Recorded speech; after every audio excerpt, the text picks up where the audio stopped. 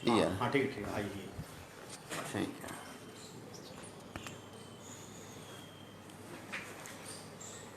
नमस्कार।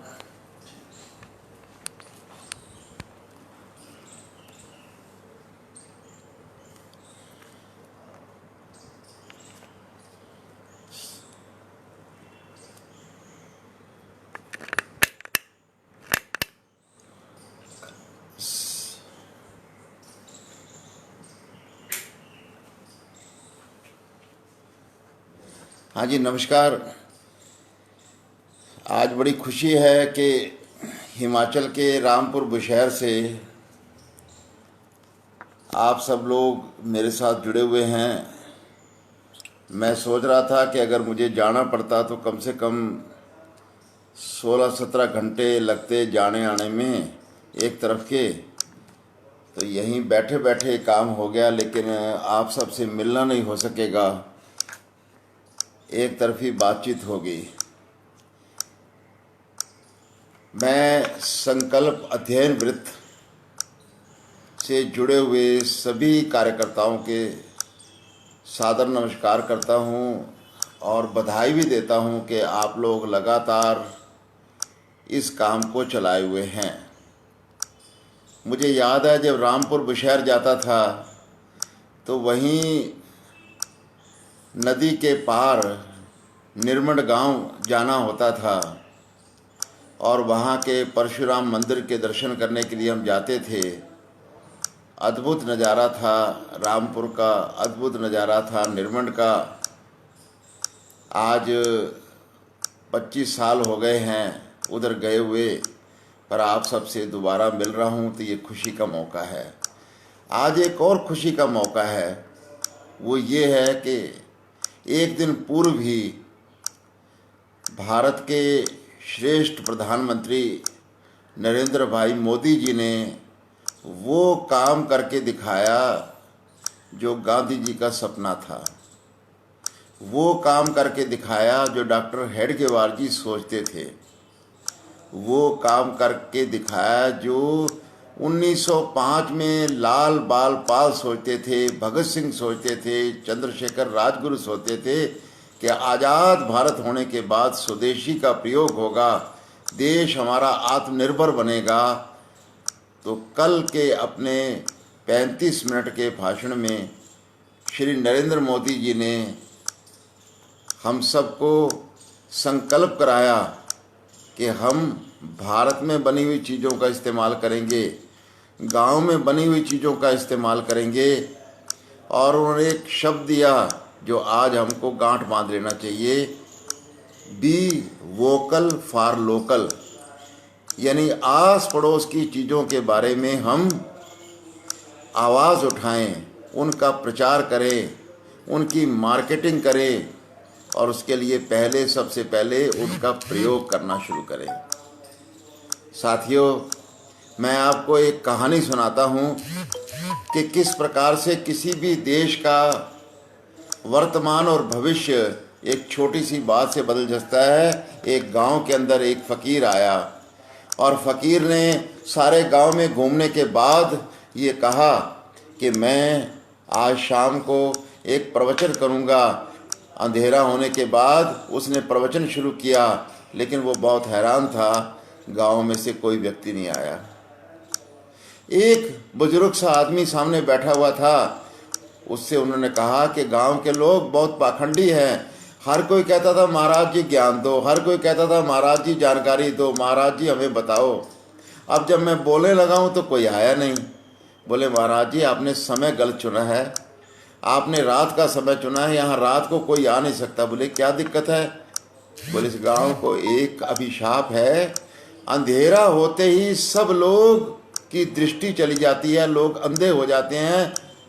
रातौंधी है इस गांव के अंदर, हर एक कोई बीमारी है। और जो नौजवान ठीक है वो माँ बाप की सेवा करते हैं, घर का काम काज करते हैं, बुजुर्गों की चिंता करते हैं, वो भी बाहर नहीं आ सकते हैं। उसने कहा ये कब से है? बोले ये बहुत साल से है। हो सकता है किसी ने हमको श्राप दिया हो, संत महात्मा ने। उस संत ने कहा अच्छा कल सुबह आ सकते हो? बोले हाँ। तो कल गांव सारा इकट्ठा हो गया अगले दिन सुबह सुबह। तो महाराज जी ने कहा मैं आज कथा नहीं करूँगा, आज मैं प्रवचन नहीं करूँगा, आज एक छोटा सी बात बताता हूँ कि आप छोटा सा एक काम करो तो आपकी ये रतौंधी की बीमारी यानी रात को न दिखने की बीमारी समाप्त हो जाएगी। सारा गांव झूम पड़ा। क्या करें महाराज? अरे बोले और कुछ नहीं करना है, आप लोग इस गांव के अंदर पपीते के वृक्ष लगाओ, इस गांव के अंदर आप लोग रोज पपीता ही खाओ, इस गांव के अंदर पानी पियो ना पियो, पपीते का रस पियो, सब्जी खाओ ना खाओ, पपीते की सब्जी बना करके और वैसे फल खाओ। अगली बार जब आऊँगा 6 महीने बाद, 1 साल बाद, फिर मुझको परिणाम बताना। 1 साल बाद पता लगा लोगों को महात्मा जी आसपास में आए हैं। अरे सारा गांव उधर भाग गया और महात्मा को लेकर के आया। शाम के समय महाराज जी ने कहा आप ठीक हो? बोले हाँ ठीक है। कैसे किया? मुझे जो आपने इलाज बताया था पपीता खाने का वो हमने किया। बोले अच्छा, पपीता खाने से ये ठीक हो गया ना? बोले हाँ। बोले महाराज जी एक बात बताओ, इस पपीते में क्या जादू था कि हम सब ठीक हो गए? अरे हमारी तो पुश्तों की पुश्तें एक उम्र के बाद अंधी हो जाया करती थी। महाराज जी ने कहा मैंने बताया नहीं, मैं इस वेश में आने से पहले डॉक्टर था, आज भी सारी डॉक्टरी जानता हूँ। इस गांव के अंदर मैंने घूमने के बाद देखा कि यहाँ पर VAD बीमारी है। बोले महाराज वो क्या होती है? Vitamin A deficiency. और विटामिन ए डेफिशिएंसी किस चीज़ से ठीक हो सकती है? तो पपीते में सबसे ज़्यादा विटामिन ए होता है, इसलिए मैंने आपको पपीता कहा। गांव समझ गया। साथियों आज हमारे देश के अंदर भी VAD नहीं VSD की बीमारी थी, यानी विटामिन स्वदेशी डेफिशिएंसी था। इसी कारण से आप जानते हैं कि हर आदमी कार लेके जा रहा है, लेकिन आप जानते हैं कि सिर्फ 13% कारें स्वदेशी हैं, बाकी सब विदेशी बिकती हैं। आप जानते हैं गर्म देश है, हर आदमी ठंडा पीना चाहता है, लेकिन 90% कोका कोला, पेप्सी कोला जैसी विदेशी पेय बिकते हैं। भारत फिर खाली का खाली है। पैर के जूते में पहनने के लिए एक पॉलिश भी भारत की नहीं थी हमारे देश के अंदर, और जो थी उसका लोग प्रयोग नहीं करते हैं। इसलिए साथियों एक छोटा सा आंकड़ा याद रखना। क्या बोला कि एक नेचर फ्रेश नाम का आटा बिकता है, आपने भी शायद इसको खाया होगा, पैकेज आटा होता है। ये दुनिया की एक नामी गिरामी विदेशी कंपनी जिसको कारगिल कंपनी बोलते हैं उसका बनाया हुआ है। ये कितना बिकता है भारत में? बाबा रामदेव का सारा सामान जो 1 साल में बिकता है वो 8,000 करोड़ का है। पहले 10,000 का था, कम हो गया 8,000 करोड़ का। ये अकेले का 24,000 करोड़ रुपए का भारत में आटा बिकता है। इतना सामान हम विदेशी मंगाते हैं। इसलिए अगर ये समाप्त हो जाएगा विदेशों से आना, तो भारत फिर सोने की चिड़िया बन जाएगा। आप ये भी जानते हैं कि भारत में दुनिया की 17.7% आबादी है, लेकिन वर्ल्ड मैन्युफैक्चरिंग दुनिया के अंदर जो चीज़ें बनती हैं उसका 3% सिर्फ हिस्सा भारत में बनता है। पास में जापान है, आप जानते हो, वहाँ दुनिया की 1.5% आबादी है, लेकिन दुनिया का 10% मैन्युफैक्चरिंग हब वहाँ पर है। ये छोटा सा सिंगापुर है, आप जानते हैं कितना छोटा एक शहर जैसा है, हमारे से 7 गुना ज़्यादा वहाँ पर मैन्युफैक्चरिंग होती है। और चाइना से हमारी 135 करोड़ आबादी है, उनकी 145 करोड़ आबादी है, लगभग इससे भी कम ही होगी, लेकिन वहाँ पर दुनिया का 21% मैन्युफैक्चरिंग होता है साथियों। इसलिए अगर हम सब लोग जैसा प्रधानमंत्री मोदी जी ने कहा है और आज अमित शाह हमारे गृह मंत्री जी ने कहा है कि हम सरकारी कैंटीन के ऊपर, आर्मी की कैंटीन के ऊपर, CRP की कैंटीन के ऊपर कोई विदेशी सामान नहीं रखेंगे, अगर हम सब लोग इन चीज़ों का बहिष्कार कर दें, स्वदेशी खाएं, स्वदेशी पिएं, स्वदेशी पहने, तो केवल चाइना से ही हमारा, मैं आंकड़े पे आंकड़े बोल रहा हूँ, आपको लग रहा है मैं मुश्किल बोल रहा हूँ, नहीं, आपको समझ में आती है, आप विद्यार्थी हैं, आपकी स्मरण शक्ति बहुत तेज है। याद रखना, 54 अरब डॉलर का घाटा चाइना से हम उठाते हैं। और पिछले दिनों आप सब ने प्रयास किया, कुछ गवर्नमेंट ने भी प्रयास किया था, तो 10 अरब डॉलर का घाटा हमारा कम हो गया। अब ये इतनी बड़ी बड़ी बातें हैं, तो हमको क्या करना है? हमको बॉर्डर पर आके सामान नहीं रोकना है। हमने स्वदेशी का प्रचार कैसे करना है? साथियों, अपने घर में माता जी को, अपनी बहन को, अपनी भाभी को 3 बातें बताना। एक बात पूछना कि कोई बाहर का व्यक्ति आ रहा हो, आप रसोई में लेके जाते हैं? बोले बिल्कुल लेके जाएंगे। चाहे गांव का ही हो व्यक्ति, रसोई में कोई अंदर नहीं ले जाता। और नंबर 2, वो कभी जब वो स्नान करने जाते हैं तो स्नान घर के अंदर किसी की छाया भी न पड़े वो काम करते हैं। और तीसरा, ड्रेसिंग टेबल के ऊपर वो किसी को देखने और नहीं देते हैं, दरवाज़ा बंद करके ड्रेसिंग टेबल के ऊपर वो काम करते हैं साज सज्जा का। इन तीनों में हमारा पड़ोसी नहीं आ सकता, हमारे गांव का नहीं आ सकता, विदेशी कैसे आ जाए? माताओं बहनों को कहो कि अगर रसोई के अंदर हम कोका कोला, हम पेप्सी कोला, हम नेचर फ्रेश जैसे आटे, मैकडोनल्ड का सामान बंद कर देंगे, तो आमतौर पे 45% से 50% खर्चा जो है वो भोजन के ऊपर लोगों का होता है, उससे विदेशी चीज़ें बच जाएंगी। स्वदेश का आटा, स्वदेश का सामान, स्वदेश के मसाले वहाँ पर इस्तेमाल होने शुरू हो जाएंगे। नंबर 2, इसी प्रकार से हम घर वालों को कहें कि अपने स्नान घर के अंदर लक्स का साबुन नहीं होना चाहिए, डिटोल नहीं होना चाहिए, निरमा होना चाहिए, संतूर होना चाहिए, भारत का ही साबुन होना चाहिए। और कपड़े धोने के लिए भी फेना ही लेना। और घड़ी पहले ही बोलते हैं, पहले इस्तेमाल करो फिर विश्वास करो, भारत की चीज़ें ऐसी हैं उनका प्रयोग करना चाहिए। और तीसरा, ड्रेसिंग टेबल पे ऊपर किसी विदेशी सामान को नहीं इस्तेमाल करना चाहिए। आप जानते हैं कि किस प्रकार से विदेशी कंपनी, आप नेट पे पता करना कौन सा टेल्कम पाउडर है जिसके कारण से लोगों को कैंसर हो गया, और एक ही महिला को 372 करोड़ रुपए का जुर्माना उस विदेशी कंपनी को करना पड़ा।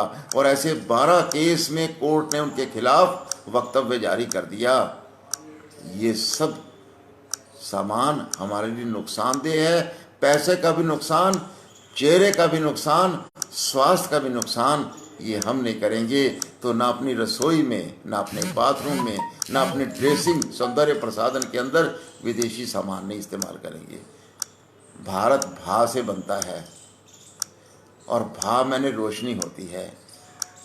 छोटे छोटे भा के शब्द, अपनी भाषा स्वदेशी हो, अपनी भूषा यानी वेशभूषा स्वदेशी हो, अपने भवन का निर्माण स्वदेशी हो। देखिए, निर्मल का मंदिर है, और वहाँ पर कितने मंदिर हैं, वो भारतीय स्थापत्य कला के कारण से है। वहाँ पर बहुत सर्दी पड़ने पर भी ठंड नहीं लगती है, और बहुत गर्मी पड़ने पर भी गर्मी नहीं होती है। ये भारतीय स्थापत्य कला थी। अपना भवन में तुलसी का पौधा रहना चाहिए, मंदिर छोटा सा घर में बना होना चाहिए, संस्कार अच्छे होने चाहिए, और विदेशी सामान नहीं होना चाहिए। और हमारे भोजन के अंदर, भाषा में, भूषा में, भवन में, भोजन में, और एक बोल रहा हूँ भेषज, भेषज मैंने दवाई। देखिए, हमारे देश की दवाई कभी पीसी रे नाम के वैज्ञानिक ने, क्रांतिकारी थे, उसने बनाई थी क्लोरोक्विन, जो मलेरिया के समय। अब सारी दुनिया हाइड्रोक्सी क्लोरोक्विन हमारे से मांग रही है। हमारे देश का जो काढ़ा है, हमारे देश का जो आयुर्वेद है, हमारे देश का योग भी एक उपचार है, इसकी ओर बढ़ना चाहिए। और छठी बात कहूँगा, भावना। भावना का मतलब हमारे त्यौहार हम भारतीय ढंग से मनाएं। देखिए कितना फर्क है। मैं शिमला में जब प्रचारक था तो देखा करता था 31 दिसंबर की रात को दूर दूर से लोग आते हैं, अच्छे घरों के लोग आते हैं, लेकिन वहाँ का माहौल ऐसा होता था रिज मैदान का कि वहाँ पर लोग जाम से जाम टकराना शुरू करते थे और इंतज़ार करते थे नए साल का। कभी आप सोच सकते हो कि नया वर्ष देसी तरीके का हो, सुबह उठे तो शराबी भी व्यक्ति होगा, उसकी पत्नी कहेगी चलो आज भगवान का नाम लो, आज इसको हाथ मत लगाना, और वो कानों को हाथ लगा कहते नहीं आज नहीं करूँगा। हमारे ये त्यौहार का महत्व है। हम जानते हैं कि किस प्रकार से जो त्यौहार विदेशी है, वैलेंटाइन डे, उस दिन लड़के लड़कियों को छेड़ते हैं, ये फैशन बन जाता है। मैं एक दिन जयपुर में घूम रहा था तो पुलिस पकड़ पकड़ के युवकों को ला रही थी। मैंने कहा क्या हुआ? बोले आज वैलेंटाइन डे है। तो मैंने कहा क्या कर रहे हैं? बोले ये लड़कियों को छेड़ते हैं, ये त्यौहार ऐसा है। और हमारे यहाँ त्यौहार कैसा होता है? रक्षाबंधन। एक पुलिस वाला लड़की को रोकता है, को कागज़ हैं? नहीं हैं। हेलमेट पहना है? नहीं पहना है। चलो आपका चालान करता हूँ। उसने कहा मैं भाई को रक्षाबंधन बांधने जा रही हूँ, अब मुझको परेशान मत करो। अरे बोले ऐसे कैसे होगा? तो वो कितने पैसे दूँ? बोले चालान के 500 रुपये लगेगा, वरना 200 में दे के छुटकारा करो। उस लड़की ने अपना बैग खोला, बैग में से एक धागा निकाला। धागा निकाल के पुलिस वाले को पूछा तेरी बहन ने आज तुझको रक्षाबंधन बांधा है? बोले नहीं, मैं तो यहाँ ड्यूटी पर हूँ, बहन तो मेरी आई नहीं है। अरे ऐसा है, मैं तेरी बहन हूँ, मैं तेरे लिए ये रक्षाबंधन लाई हूँ। और रक्षाबंधन बांधने के बाद बहन ने 2 बादाम के टुकड़े उसके मुंह में रखे। सिपाही ने अपने जेब में हाथ लगाया और वहाँ से 500 का नोट निकाल करके इस बहन को कहता है धन्यवाद, अगली बार फिर भी आना, ये हमारे त्यौहार का महत्व है। साथियों, जिस दिन हैप्पी बर्थडे केक से मनाते हैं, उस दिन लड़का अकड़ करके मुकुट लगा करके कोई बालों को स्पर्श न कर दे, उसकी फ़ोटो खिंच रही होती है, वैसा होता है। अगर भारतीय पद्धति से मनाएंगे तो पहले दादी को प्रणाम करेगा, फिर दादा को प्रणाम करेगा, माँ को प्रणाम करेगा, बहन को प्रणाम करेगा, गौ माता को प्रणाम करेगा। ये भारत का त्यौहार है। यहाँ बच्चा विनम्र बनता है, वहाँ बच्चा अक्खड़ बनता है, वहाँ बच्चा अहंकारी बनते हैं। इसलिए हमारे त्यौहार हमारे सिर्फ विचार नहीं बदलते हैं, हमारी अर्थव्यवस्था बदलती है, हमारे घर का रहन सहन बदलता है। इसलिए भाषा, भूषा, भवन, भोजन, भेषज यानी दवाई और भावना यानी त्यौहार हमको अपने ढंग से बनाना चाहिए। आप बोलेंगे बस यही स्वदेशी है? नहीं, आज 13 मई है, 2 दिन पहले 11 मई थी, और 11 मई के कारण से हम जानते हैं वो दिन कितना महत्वपूर्ण था। हमेशा मैं 1 मिनट क्षमा चाहूँगा, दरवाज़ा बंद कर दूँ। स्टीव जी जरा शोर कम करो।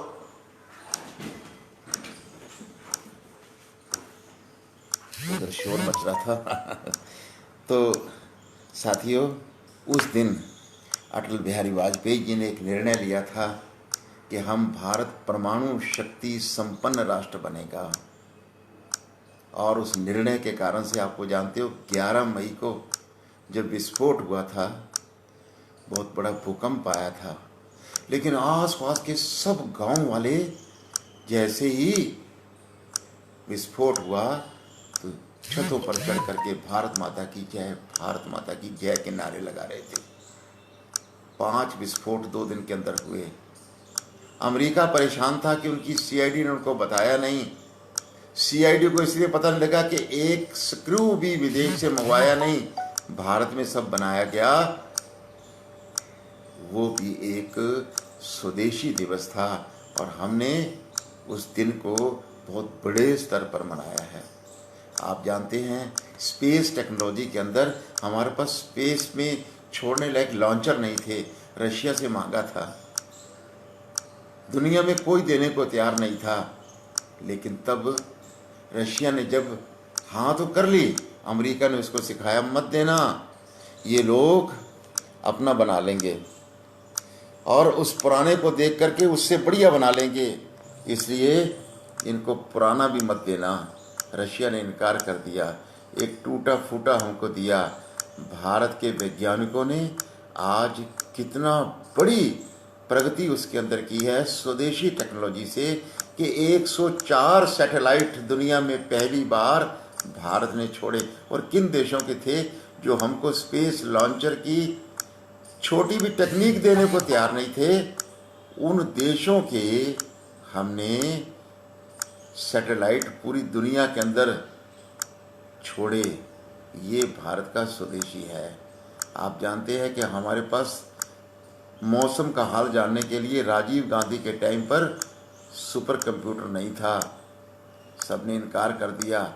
एक भारत वैज्ञानिक ने कहा मैं बनाऊंगा दुनिया में सर्वश्रेष्ठ सबसे कम कीमत का जो सुपर कंप्यूटर, फिर परम कंप्यूटर, फिर परम विशिष्ट कंप्यूटर भारत में बनाया गया। ये स्वदेशी है। और आप जानते हैं कि जब मंगल के ऊपर यान छोड़ा गया तो श्री मोदी जी ने कहा था कि 7 रुपये किलोमीटर ऑटो का किराया होता है, उससे कम खर्चे पर किलोमीटर पर हमने चंद्रमा पर यान, क्षमा करना, मंगल पर यान छोड़ा। और आप ये भी जानते हैं कि उस समय एक मूवी बनी थी विदेश के अंदर, उस मूवी के खर्चे से कम पर भारत ने मंगलयान बनाया था। ये स्वदेशी टेक्निक है। इसलिए स्वदेशी केवल छोटी मोटी चीज़ों के अंदर, मोमबत्ती के अंदर, दिए के अंदर, या माचिस के अंदर, या घर के साज सामान के अंदर, आटे के अंदर नहीं चलता है। ये स्वदेशी आया तो भारत के अंदर जो स्पेस टेक्नोलॉजी और आयुध के सामान भी बनने शुरू हो जाएंगे। दुनिया में सबसे बड़ा इंपोर्टर यानी हथियारों का अपने देश में आयात करने वाला कोई देश है तो वो भारत है। लेकिन इस स्वदेशी पद्धति पे चला तो आसपास के छोटे देशों को भी, क्या बड़े देशों को भी, जैसे हमने सैटेलाइट लॉन्चर से 104 सैटेलाइट छोड़े थे, इन देशों को भी हम युद्ध की सामग्री भी संकट के समय दे सकते हैं। जैसे इस समय लगभग 51 दवाएं 100 देशों को भारत ने इस कोरोना काल के अंदर दी हैं। साथियों, एक और बात बहुत ध्यान रखने वाली बात है हिमाचल के बारे में। हिमाचल की इकोनॉमी जो है बहुत बड़ी नहीं है, लेकिन प्रति व्यक्ति आय फिर भी भारत में 5वें स्थान पर है। उसका कारण क्या है कि 93% लोग अभी भी कृषि पर गुजारा चलाते हैं और पानी की व्यवस्था अच्छी है। दुनिया के सर्वश्रेष्ठ, भारत के सर्वश्रेष्ठ कहना चाहिए, एग्रीकल्चर कॉलेज और उसी प्रकार से फ्लोरिकल्चर वगैरह के हमारे यहाँ पर, हमारे हिमाचल प्रदेश के अंदर है। अगर हम थोड़ी बंदरों की समस्या से निजात पाएँ, थोड़ी और चिंता करने शुरू करें, जंगल अगर बसेंगे तो बंदर इधर आएंगे नहीं, जंगल अगर ठीक रहेंगे तो पशु वहाँ से भाग करके शहरों के अंदर नहीं आएंगे, हमारी खेती भी ठीक चलेगी।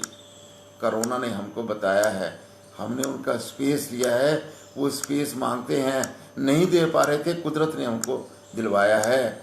अगर पर्यावरण का हम ध्यान रखेंगे तो हिमाचल बहुत प्रगति कर पाएगा। और आप जानते हैं कि 2005 के अंदर 71 लाख पर्यटक घूमने फिरने के लिए हिमाचल में आए थे, जिसके अंदर लगभग 2 लाख विदेशी थे। लेकिन ये संख्या निरंतर बढ़ते हुए 2019 के अंदर आप जानते हैं 172 लाख आए, और इसमें से भी 3,08,000 विदेशी थे। अगर हम प्रॉपर नियमों का पालन करें तो ये पर्यटन हमारा बहुत बढ़िया आगे बढ़ सकता है। ऐसे ऐसे स्थान हिमाचल के अंदर हैं जहाँ दुनिया भर से पर्यटक आना चाहेंगे, उससे अर्थव्यवस्था का भी विकास होता है। लेकिन अपनी संस्कृति का नाश नहीं होने देना, नियम कायदे पक्के बना के रखना है। और ये भी देखना है कि ये कुछ और व्यापार करना ना शुरू कर दें, जैसा कभी कभी कुल्लू के अंदर कैसे कभी कभी और स्थानों पर सुनते हैं कि किस प्रकार से वो हेरोइन का, स्मैक का व्यापार करना शुरू करते हैं। वो नहीं होने देना, अपनी संस्कृति को भी बचाना है। लेकिन विदेशी पर्यटक, देशी पर्यटक आएंगे तो उससे भी बहुत बड़ा लाभ हमारी अर्थव्यवस्था से को होगा। और हिमाचल के अंदर हमें हर घर के अंदर एक देवी का चित्र लगाना चाहिए। बोले हमारी गांव की देवी है, हमने लगा रखा है, नहीं वो ठीक है, बहुत अच्छी बात है। कुल्लू के अंदर सब देवी देवता आते हैं, वो सब ठीक बात है। कुछ नए देवता भी हुए हैं, उनमें से एक किंकरी देवी हुई है, आपने नाम सुना है? मैंने सुना कि आजकल स्कूल की पुस्तकों में उनका नाम लिखा जाता है, उनके बारे में बच्चों को जानकारी दी जाती है। 2007 में जब मैं स्वदेशी जागरण मंच में दिल्ली में आया तो हमारा दूसरा कार्यक्रम जो हुआ था वो 30 दिसंबर को किंकरी देवी ने शरीर छोड़ा था, तो हमने कार्यालय के अंदर एक कार्यक्रम किया। एक वरिष्ठ पत्रकार हमारे कार्यालय आया तो चित्र देखा किंकरी देवी का, बोले ये चित्र क्यों लगा रखा है? देवेंद्र शर्मा आप जानते होंगे, बहुत एग्रीकल्चर पर बहुत अच्छे लिखते हैं। हमने कहा कि इनको श्रद्धांजलि दी है, बोले ये चले गए? हाँ। अरे मैं तो इनके आंदोलन में जुड़ा रहा, मुझे जानकारी नहीं है, आप लोगों को जानकारी हो, आपने कार्यक्रम भी कर दिया इनकी श्रद्धांजलि का, मेरे लिए बहुत अफसोस की बात है। साथियों, तब हमने पढ़ा कि किस प्रकार से किंकरी देवी एक स्कूल के अंदर स्वीपर ही तो थी, संगड़ा के पास, राजगढ़ के पास।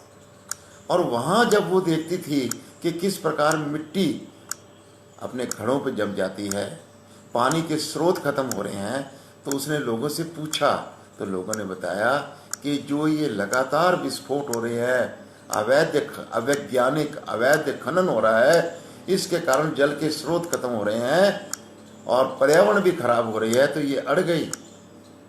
आप जानते हैं 71 कंपनियां बड़ी बड़ी थी, उन्होंने हाई कोर्ट में केस जब किया, वो कंपनियां जीत गई, जैसे तैसे जीत गई। ये वहाँ धरना दे के बैठ गई, दोबारा से केस ओपन हुआ और सारी बात की जानकारी मिली। इन कंपनियों ने बहुत दबाया इसको, लेकिन ये महिला डरी नहीं, इसको लालच दिया। अरे बोले मुझको क्या लालच देंगे, हमारे गुरु तो रविदास हैं, और रविदास गुरु कहा करते थे, उनको तो पारस मणि दी थी, तो उन्होंने कहा साधु पारस मणि ले जाओ, मोहि सोने का नहीं चाहो, जे मुँह पर है राम दयाला, देवे दूध दही घी दाला, मैं रूखा सूखा खाऊं और हरि के गुण गाऊं, साधु पारस मणि ले जाओ। उस महिला ने कहा कि हमारे गुरुदेव रविदास जी तो पारस मणि देख करके भी उसको दुत्कार दिया था, तुम चंद सिक्के दे करके उस रविदास की, उस वाल्मीकि की शिष्या को भरमाना चाहते हो, यह नहीं रहोगे, ये नहीं हटेगी। और सच में केस जीता, सुप्रीम कोर्ट में जीता। 71 अवैज्ञानिक अवैध खनन की खदानें वहाँ बंद हो गई, वो प्रदेश बच गया। साथियों, ऐसी कुर्बानी देने वाले और भी लोग हैं, हम सबको स्मरण करना चाहिए। देखिए आप विद्यार्थी हैं और कभी कभी आपको लगता है मैं पढ़ाई करूं, घर के काम कार्य करूं या पर्यावरण की रक्षा करूं। आप जैसा एक 16 साल का लड़का था, ब्रह्मपुत्र के किनारे घूम रहा था अपने गांव के पास, उसने 100 से ज़्यादा सांप मरे हुए देखे और गर्मी के कारण से तड़प तड़प कर सड़े हुए देखे। किससे पूछा क्या बात है? अरे बोले जंगल होता था, लोग जंगल काट लेते हैं, वृक्ष काट लेते हैं, इनको बाहर कोई जगह नहीं मिलती है, गर्मी के अंदर रेत बहुत गर्म होती है, उसके कारण से ये ख़त्म हो गए। उसको बहुत दया आई। अरे बोले कि जंगल नहीं है, तो तब से उसने वहाँ पर जंगल उगाना शुरू किया, बांस के पौधे लगाए।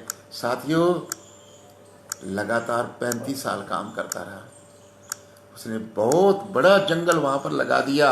और कितना बड़ा जंगल, 1360 एकड़ का जंगल लगा दिया, किसी को खबर नहीं मिली। अरे ये तो एक बार 15 हाथी भाग करके और शहर को रौंदते हुए गायब हो गए। उसके पीछे जंगलात वाले जाते जाते इस जंगल में आए और देखा कि यहाँ तो 150 हाथी हैं, 5 शेर घूम रहे हैं, 150 से ज़्यादा हिरण हैं। ये जंगल उनके कागजों में नहीं था। तब उन्होंने पता किया तो उस व्यक्ति को ने कहा ये जंगल मैंने लगाया है। पहले उस पर केस करने लगे, बाद में कहा ये अच्छा काम कर रहा है। उस व्यक्ति का नाम जानते हो? 16 साल की उम्र से शुरू किया था। उसको वो मोलाई जंगल बोलते हैं और जादव मोलाई उसका नाम है। आज मेरे कार्यक्रम के बाद नेट से पढ़ना। साथियों, ऐसे ही एक राजस्थान के अंदर व्यक्ति था, उसका नाम था हिमता राम भाम्बू। दोबारा बोल रहा हूँ, हिमता राम भाम्बू। वो भी लगातार रेगिस्तान के अंदर जंगल उगाता रहा। जानते हैं, उसने 1000 नहीं, 5000 नहीं, 1 लाख नहीं, 10 लाख नहीं, अभी तक 30 लाख पौधे, जिनमें से अधिकांश जंगल का रूप, बड़े वृक्ष का रूप ले चुके हैं, लोगों की सहायता से लगाए। सरकार ने उनको पद्मश्री का अवार्ड दिया है। उससे अवार्ड भी धन्य हो गया। अरे एक महिला जिसकी बच्चा नहीं था, उसने ही वृक्षों को बच्चा मान करके एक ही लाइन के अंदर दक्षिण के अंदर 300 बढ़ के वृक्ष लगाए, जो आज एकदम हरियाली देते हैं। अभी राष्ट्रपति जी ने उनको पद्मश्री अवार्ड दिया। उस महिला की उम्र उससे भी 100 से ज़्यादा साल की है। क्या हम भी अपने पर्यावरण के लिए कोई काम कर सकते हैं? पर्यावरण बचेगा तो देश बचेगा। इसलिए साथियों, मैं छोटे छोटे काम आप विद्यार्थियों से कहूँगा करने के लिए। पहला, 12 दिसंबर को याद रखना। 12 दिसंबर को नेट से सर्च करना एक लड़के का फोटो जिसका नाम होगा बाबू गेनू। दोबारा बोल रहा हूँ, बाबू गेनू। ये बाबू गेनू कौन था?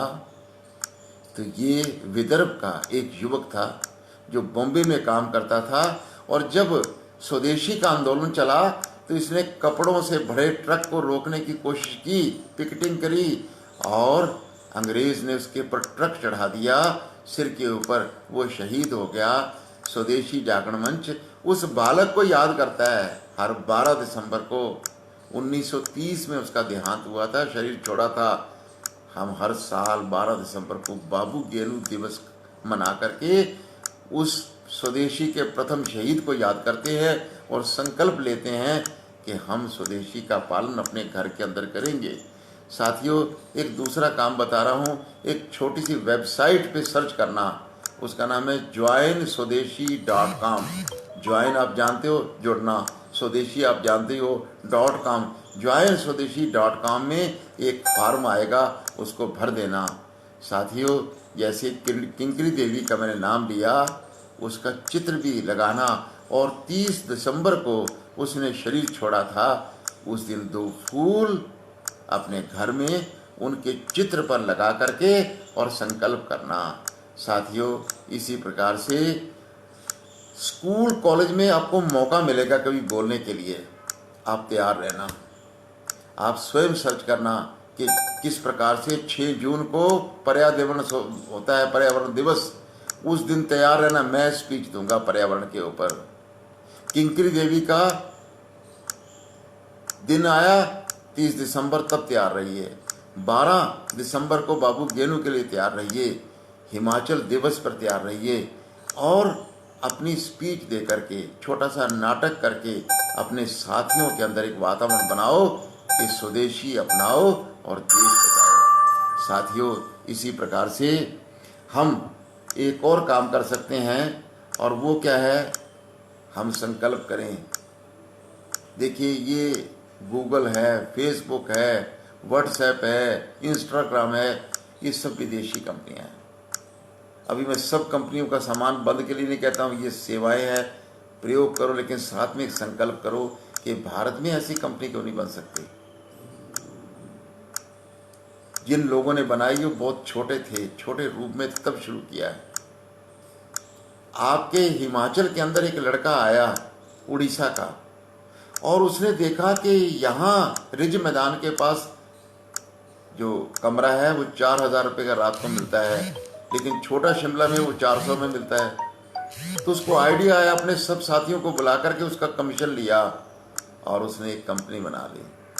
और आप जगह जगह देखते होंगे अभी वो 26,000 करोड़ रुपए का काम कर रही है।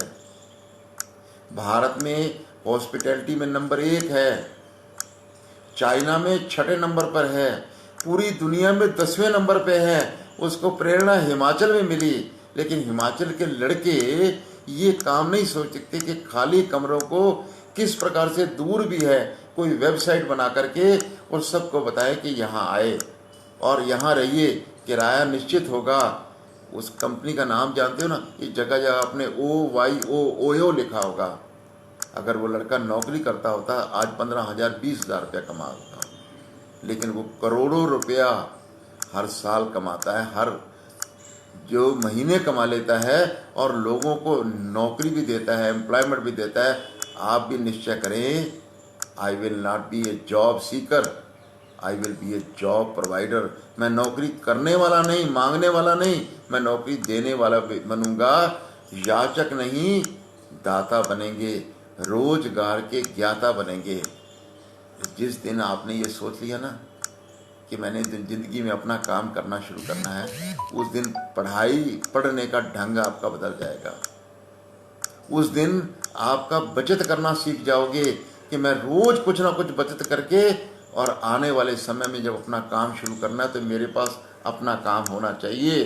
साथियों, आप जानते हो ऐसे युवकों ने देश को बदला है। अंत में एक छोटी सी कहानी सुना के आपको विषय समाप्त कर रहा हूँ। ये शायद फिल्म आपने भी देखी होगी, पर ये सुना है सच्ची घटना पर आधारित है। एक लड़का माँ के साथ बाजार में जाता है दिवाली से पहले। सामने एक बूढ़ी माँ दिए बेच रही होती है। बच्चे को लगता है इसे दिए खरीदना चाहिए। आगे बढ़ता है, माँ हाथ खींचती है, आजकल दिए कौन जलाता है बेटा, और तेल कौन लाएगा, और तेल लगाएंगे तो हमारा पेट खराब हो जाएगा, इसलिए हम चाइना की विदेशी लाइट ले लेंगे, ये दिए नहीं लेंगे। बच्चे ने जिद की, माँ नहीं मानी, खींच के ले गई। थोड़ी देर बाद बच्चा दोबारा वहाँ से आता है उस अम्मा के पास, कहता है अम्मा दिए दे दो। कितने के? 2 रुपए के, 5 रुपए के? नहीं, 50 रुपए के। अम्मा बहुत खुश होती है। जब खुश होती है तो बच्चा कहता है इधर अम्मा देखो, मैं आपकी फ़ोटो ले रहा हूँ और आपको हैप्पी दिवाली, आपको दिवाली शुभ हो। अम्मा बोलती है बेटा, अरे क्या दिवाली शुभ होगी, आजकल कोई इतनी मेहनत से मिट्टी खोदते हैं, फिर मिट्टी को नरम करते हैं, फिर मिट्टी को गर्म करते हैं, पकाते हैं और उसके बाद जा कर के कहीं हम इस प्रकार से ये सामान बेचते हैं, लेकिन ग्राहक नहीं आता है। इसलिए बेटा, जब ये सामान बिकेगा नहीं तो हमारी दिवाली क्या मनेगी, मेरे बच्चे पोतों की दिवाली क्या मनेगी? कुछ नहीं मनेगी। तो उसके बाद बच्चा कहता है कि नहीं नहीं अम्मा, तेरा सामान बिकवाना मेरी जिम्मेवारी है, और बच्चा चला जाता है। घर जा कर के जो फ़ोटो लिया होता है उसको बहुत अच्छे ढंग से फ़ोटोशॉप करता है, नीचे अपील लिखता है, पीपल के नीचे बैठी अम्मा की दिवाली मने, ये हमारा सबका कर्तव्य है। इसलिए मैं प्रार्थना करता हूँ अंकुश शर्मा कि आप सब जाकर के उसके दिए खरीदें। और उसने बहुत सारे पोस्टर फोटोस्टेट करके जगह जगह जगह जगह लगाए। लोगों ने पूछा तुम्हारी रिश्तेदार है? बोले नहीं, मेरे देश की गरीब महिला मेरी अम्मा ही है। और लोग शाम तक सब सामान बिक जाता है। शाम को ये बच्चा जाता है और अम्मा से पूछता है अम्मा दिए हैं? वो नीचे देखते गए, अरे वो तो सारे बिक गए।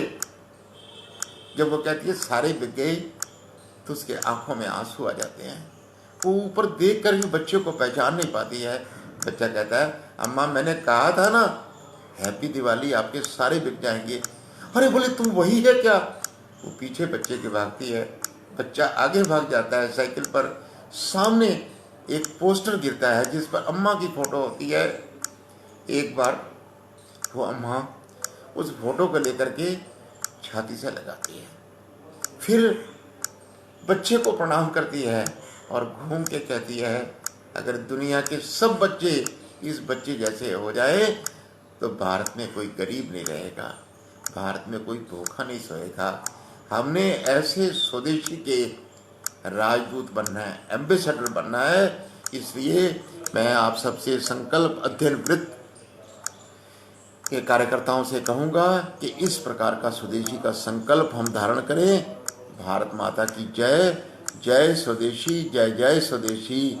और जब बाजार जाएंगे माल स्वदेशी लाएंगे और साथ में अपने घर पे लिखना स्वदेशी स्वीकार, चाइनीज़ बहिष्कार। आप सबको धन्यवाद, नमस्कार, सबको प्रणाम।